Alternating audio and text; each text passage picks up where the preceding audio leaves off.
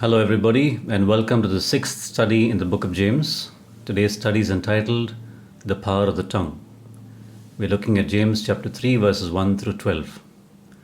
Let me read James chapter 3, verses 1 and 2 to begin with. My brethren, let not many of you become teachers, knowing that we shall receive a stricter judgment. For we all stumble in many things. If anyone does not stumble in word, he is a perfect man, able also to bridle the whole body. After talking about the importance of possessing a faith that results in works or action, James then goes on to talk about another important aspect, which is connected with communication. And he goes into great detail to explain how we can actually do something about it if we want to. It concerns the use of our tongue, which is the main tool in verbal communication. He begins by saying that not all of us should strive to become teachers because we who teach will be held accountable far more than those who are taught. We who have received more instruction and teaching and teach others will be judged more strictly than others who have received less. Since we are teaching, we should be the ones who lead by example. We cannot afford to teach one thing and practice the total opposite of what we teach. We would be hypocrites, and though it might seem like we're deceiving those we teach, the only ones we are really deceiving is ourselves. James goes on to say that we all make mistakes and commit sin in various ways, but if a person does not commit sin by the things he says, such a person is considered a perfect person and able to control the whole body. He seems to be saying that the most difficult thing to control in our bodies is our tongue. We can control the use of every other part of our bodies much easier than we can control the use of our tongues. James 3:3 and 4. Indeed, we put bits in horses' mouths that they may obey us, and we turn their whole body. Look also at ships. Although they are so large and are driven by fierce winds, they are turned by a very small rudder wherever the pilot desires. James then begins to draw analogies from horses and ships, the two main modes of transportation back in the day. The horse was a fast means of transportation on land, and the ship a means of transportation at sea. Both these are powerful and bigger than man, and yet man can control the direction both these move in a very simple way. Bits are used in horses' mouths to control the direction the horse moves. If we want the horse to obey us, we use a bit placed in its mouth to do that. That small little piece of metal helps turn the whole body of the animal in whichever direction the rider chooses. Be it a race or a battle or just moving from one place to the other, the direction the horse moves can be controlled by that small bit in its mouth. Likewise, ships are huge vessels and back in the day were driven by winds and not by engines as they are today. But yet the direction of such mighty ships both then and now are controlled by a rudder. When it comes to aeroplanes, the pilot uses the control wheel to turn the plane to the right or left, but that happens with the use of a small section of the plane's wings called ailerons, which causes the turn in the aircraft. It's similar with other modes of land transport that we use today, whether it's either a steering wheel or a handlebar that helps turn a car, bus, motorbike, cycle, etc. Wherever the ship captain, plane pilot, or car or bus driver chooses to turn the vehicle, all he does is turn one small part of the vehicle and the entire vehicle turns. James 3:5 and 6. Even so, the tongue is a little member and boasts great things. See how great a forest a little fire kindles. And the tongue is a fire, a world of iniquity. The tongue is so set among our members that it defiles the whole body and sets on fire the course of nature, and it is set on fire by hell. In our bodies, there's a small little member that can alter the direction our lives take. It's our tongue. It can make boast of great things.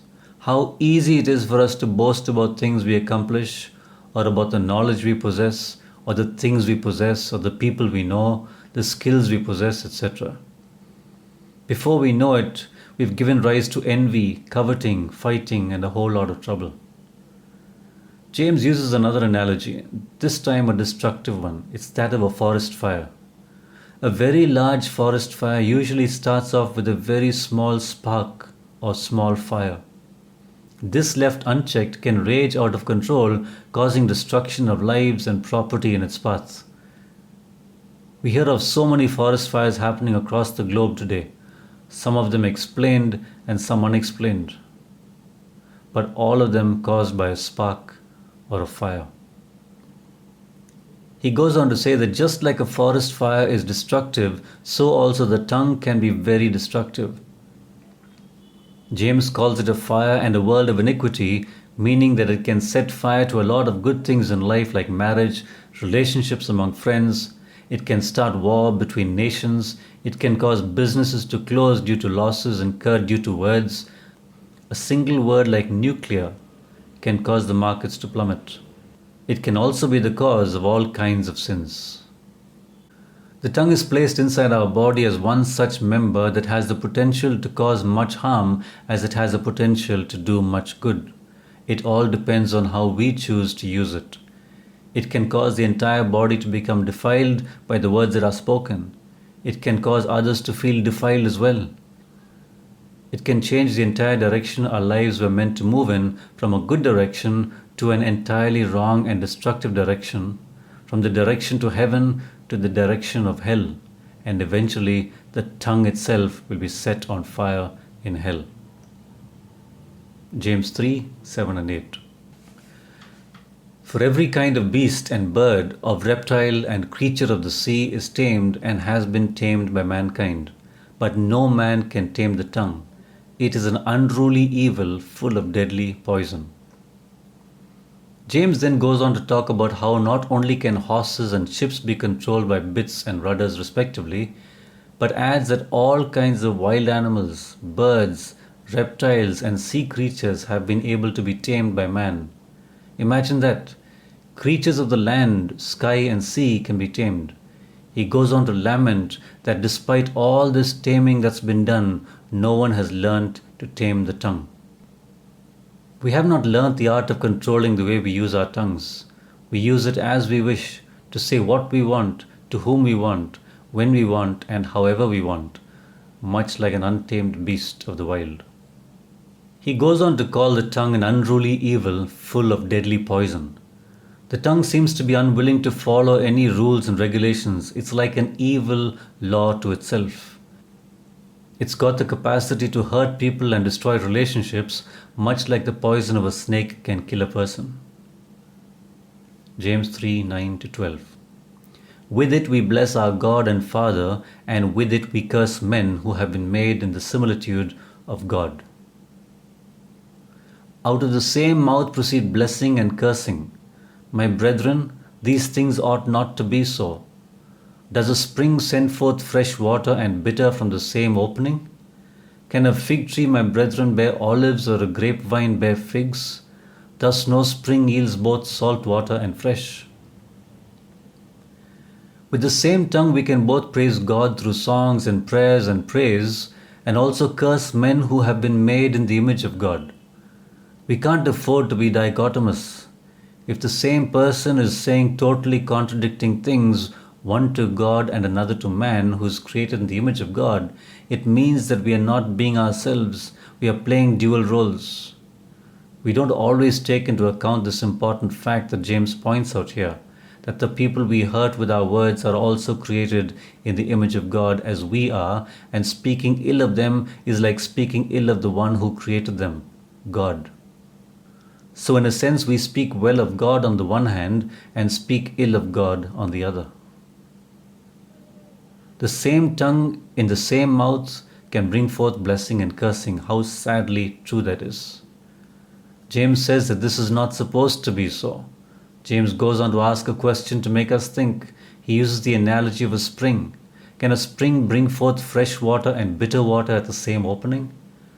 The answer is an undeniable no. As if to reiterate, he says that just like a fig tree cannot bring forth olives and a grapevine figs, but each tree brings forth its own fruit, so also the same spring cannot bring forth fresh and salty water.